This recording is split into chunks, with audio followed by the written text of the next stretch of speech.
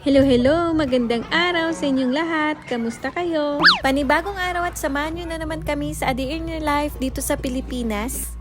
Bago nga mag-amungan day, nagpunta nga kami ng Capitol para nga mamasyal at para na nga rin maglibot-libot at makita yung mga gandang expo booth. Sakto rin kasi na hindi umulan ng mailang araw kaya naman naisipan na nga lang namin na magpunta. Ang hirap lang talaga dito yung parkingan dahil ang dami talagang sasakyan nung araw na to. Buti na nga lang at nakahanap din kami ng mapagparkingan namin. Pagkatapos naman noon, dito na nga lang kami sa may Chick Boy kumain ng aming dinner. Ito nga yung lechon liempo nila na kahit ganyan nga yung serving ay napapa-extra rice ka pa rin. Dahil na din siguro sa chicken oil nila na masarap daw ang pagkatimpla.